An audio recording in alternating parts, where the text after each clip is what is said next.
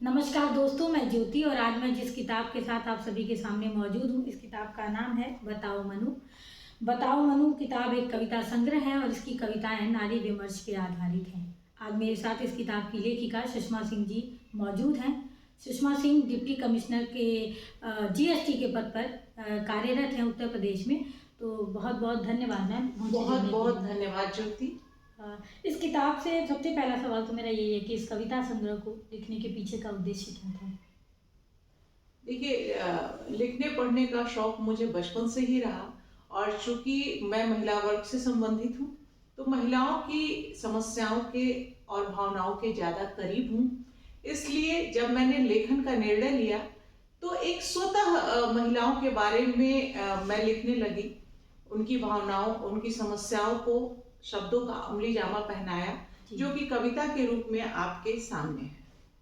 जी, इस कविता का जो शीर्षक है, कविता संग्रह का शीर्षक बहुत ही मतलब अलहदा है कि इसमें किताब का नाम आप किसी को संबोधित कर रही हैं, बताओ मनु, मतलब ऐसा लगता है। तो इस शीर्षक के पीछे की कहानी क्या है? हाँ ज्योति, जैसा कि हम सभी जानते हैं कि हिंदू धर्म शास्त्रों के अनुसार इस पृथ्वी पर अवतरित होने वाला पहला जो पुरुष को माना जाता है वो मनु को माना जाता है। मनु ने मनुस्मृति की रचना की, जो हमारे धार्मिक और सामाजिक संहिता का, विधि संहिता का आधार बना।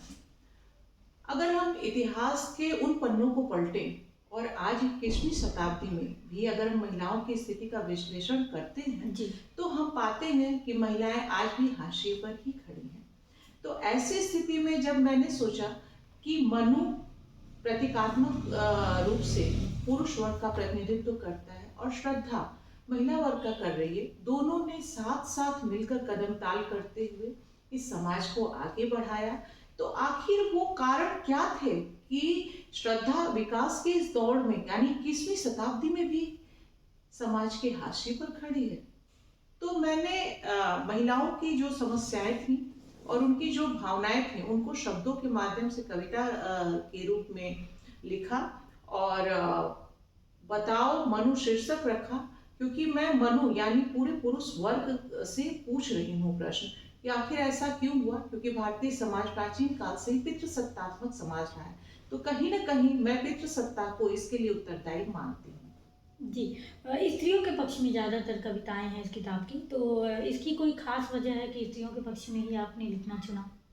निश्चित रूप से मैं महिला हूँ और महिला वर्ग से संबंधित हूँ, तो नारी विमर्श को ही मैंने केंद्र में रखा।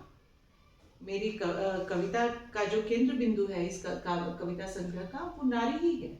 जी, इस किताब की जो कविताएं हैं वो पितृसत्तात्मक समाज पे चोट करती हैं, उन पे प्रहार करती हैं। तो क्या कोई खास वजह है, पुरुषों से इतनी निगेटिविटी क्यों, मतलब पुरुषों को लेके?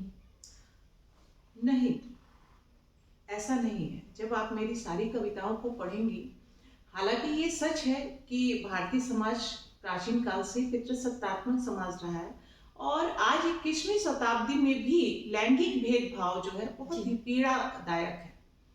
लेकिन केवल मैं पुरुषों को इसके लिए उत्तरदायी नहीं ठहराती हूँ, बल्कि मेरी कविताओं को अगर आप पढ़ेंगी, एक कविता है मुझे भी चाहिए जीवन जीने का पूरा अधिकार, उसमें मैंने मातृसत्ता को भी इसके लिए उत्तरदायी ठहराया है। चाहे भले ही महिलाओं की इस स्थिति के लिए जिम्मेदार महिलाएं भी हैं, वो माँ के रूप में ही क्यों ना हो, क्योंकि जब बच्ची जन्म लेती है परिवार में तो उसकी पहली शिक्षिका जो है माँ ही होती है। तो माँ अगर बचपन से ही अपनी बेटी को उसके अधिकार और कर्तव्यों दोनों की जानकारी दे और उसको सशक्त बनाए, मानसिक रूप से सबल बनाए, तो कोई कारण नहीं है कि महिला विकास अवरुद्ध रहे या महिलाएं आगे चलकर अपने हितों के प्रति जागरूक न हो। महिला सशक्तिकरण में आपको लगता है कि साहित्य का योगदान है आपके हिसाब से? निश्चित रूप से साहित्य समाज का दर्पण होता है। साहित्य में जो घटित होता है उसको हम समाज में देखते हैं और समाज में जो घटित होता है कहीं ना कहीं हमको साहित्य में दिखता है। साहित्य के माध्यम से हम महिलाओं को मानसिक रूप से सबल बना सकते हैं जी, ताकि वो अपने अधिकार और कर्तव्य दोनों के प्रति जागरूक बने और समाज में अपनी एक अलग पहचान स्थापित करें। जी, लेखन से आपका जुड़ाव कब शुरू हुआ और आपने कब सोचा कि मतलब मुझे लेखन में आना चाहिए? देखिए, पढ़ने लिखने का शौक तो बचपन से ही था और मैं लिखती भी रहती थी, बट उसको शब्दबद्ध नहीं कर पाई थी बहुत। जब नौकरी मिल गई, शादी हो गई, बच्चे हो गए, जीवन में थोड़ा-सा ठहराव आया, तो मैंने सोचा कि अपने इस शौक को मैं पूरा करूं और मैं चाहती हूँ कि लोग भी मेरी भावनाओं से परिचित हों। तो मैंने फिर पेन उठाई और कोविड ने इसका एक अच्छा अवसर मुझे प्रदान किया, कुछ वक्त दिया, मैंने अपने बारे में सोचा और लिखा। जी, तो ये कविताएँ क्या कोविड के दौरान उस अंतराल में लिखी गई हैं सभी कविताएँ या आगे पीछे भी नहीं मतलब नहीं, उनका काल रहा है? पहले से भी मैं लिखती रही हूँ, कुछ कविताएं तो कोविड के पहले की हैं, बट मुझे थोड़ा सा टाइम जो मिला, जो अवसर मिला ज़्यादा, वो कोविड का था। जी, कविताएँ जो हैं इसमें सभी नारी विमर्श पे आधारित हैं, पर वो कौन-सी कविता है जो आपके बेहद करीब है और जिसके माध्यम से आप लोगों को बताना चाहोगे कि इस कविता संग्रह को पढ़ें और कविता का मर्म क्या है? ज्योति, आपने तो ऐसे यही क्वेश्चन कर डाला कि एक माँ से आप पूछ रहे हो कि उसका कौन सा बच्चा प्रिय है। देखिए भाई, मेरे लिए तो सारी कविताएं मेरे बहुत करीब हैं, जी, लेकिन अगर ऐसा है कि मुझे कुछ बताना ही पड़ेगा, तो मेरे काव्य संग्रह की एक कविता है वजूद, जो मुझे बहुत पसंद है और वो इस काव्य संग्रह का सार भी है। मैं इसको पढ़ूंगी। जी, वजूद शीर्षक है इसका। एक स्त्री ने पुरुष से मांगा गहने, कपड़े और हीरे जवाहरात, उसे सब कुछ मिला। एक स्त्री ने पुरुष से मांगा गहने, कपड़े और हीरे जवाहरात, उसे सब कुछ मिला। वह सज धज कर इतराती फिरती है गली गली। दूसरी स्त्री ने मांगा अपनी आजादी, अपने फैसले, अपनी अस्मिता और अपना वजूद। अब वह कहीं नहीं दिखती। बहुत सुंदर। जैसे कि ऐसा माना जाता है ना कि साहित्य जो है वो समाज में एक सुधारक के रूप में कार्य करता है, तो इससे आप कितना इत्तेफाक रखते हैं? बिल्कुल सही क्वेश्चन किया ज्योति आपने।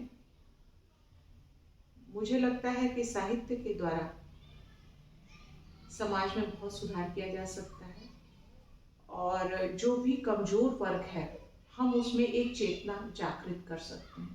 जैसे मेरा प्रयास जो है वो महिला लेखन के पीछे इसलिए भी है कि शक्ति से साक्षात्कार कराना चाहती हूँ मैं। जी, देखिए, महिलाएं आज शिक्षित हो रही हैं, आत्मनिर्भर भी हो रही हैं, बट वास्तविक अर्थों में वो अपनी स्वतंत्रता को पहचान सके, वास्तविक स्वतंत्रता उनको मिल सके, ये लेखन के माध्यम से बहुत हद तक संभव है। उनमें जागरूकता आए, चेतना का विकास हो।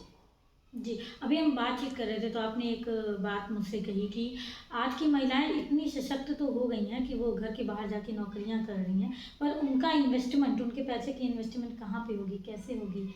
इसका जो प्रभाव है वो मतलब उसका जो नियंत्रण है वो कहीं ना कहीं पुरुषों के हाथ में है। तो इस बात के पीछे आपका मेन कंसर्न क्या था कि मतलब महिलाओं को किस तरीके से और सशक्त बनाया जा सकता है?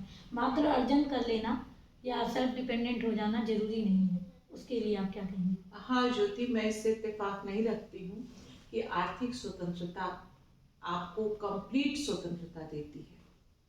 सबसे पहली आवश्यकता तो इस बात की है कि अपने स्व को पहचानिए, अपने अंदरतम तक आपके की शक्ति क्या है, इसको आप जानने की कोशिश करिए। जी, बहुत सारी महिलाएं आज आर्थिक क्रियाओं में संलग्न है, अर्थोपार्जन करके घर चला रही हैं, योगदान दे रही हैं, लेकिन उनको पुरुषों के समान महत्व तो नहीं प्राप्त होता है। वो अर्थोपार्जन तो करती हैं, बट उस अर्थ का इन्वेस्टमेंट घर का पुरुष ही करता है। केवल उनको बता दिया जाता है या कभी कभी नहीं भी बताया जाता है। तो ऐसी स्थिति, ऐसी स्वतंत्रता नहीं चाहिए। जैसे कि मेरी एक कविता है कि मुझे चाहिए जीने की पूरी आजादी, मरने के बाद की आजादी नहीं चाहिए, जीने की। बिल्कुल तुम्हारी तरह। तो चूंकि मेरा ये मानना है कि शारीरिक विभेद के अलावा और कोई विभेद महिला और पुरुष में नहीं होता है, तो समाज के सभी क्षेत्रों में मुझे विकास का अवसर चाहिए। जी। बहुत अच्छा लगा आपसे बातचीत करके, ये बहुत सार्थक बातचीत रही। आशा है कि ऐसी ही और भी नई किताबें हमें देखने को मिलेंगी। और एक और सवाल मेरे दिमाग में अभी आया कि कविताएं आप लिखती आई हैं, और अन्य कौन सी विधा होगी जिसमें आप कुछ लिखना चाहेंगी, या वो आने वाला है कुछ? देखिए, मैं कविता तो काव्य संग्रह मेरा आ ही चुका है, बट मैं कहानियाँ भी लिखती हूँ। जी। और वर्तमान में मैं एक उपन्यास पर भी काम कर रही हूँ, जो कि बहुत जल्द आपके सामने होगा। जी, बातचीत में जुड़ने के लिए बहुत बहुत शुक्रिया मैम, और आपसे बातचीत करके बहुत ही मज़ा आया। और आशा है कि ऐसे ही नारी विमर्श पे और कविताएं और साहित्य आपके द्वारा हमें मिलेगा। तो इन शुभकामनाओं के साथ मैं विदा लेती हूँ। और पाठकों से अनुरोध है कि किताब जो है वो बताओ मनु अमेजॉन और फ्लिपकार्ट पे उपलब्ध है, तो वहाँ से इसे ऑर्डर करें, पढ़िए, और ज़रूर प्रतिक्रिया देना ना भूलें। और प्रतिक्रियाएं जो होती हैं वही एक सशक्त माध्यम है किताबों को और ज़्यादा आगे तक ले जाने का। तो हमें सुनते रहिए और फॉलो करिए। तब तक के लिए नमस्कार।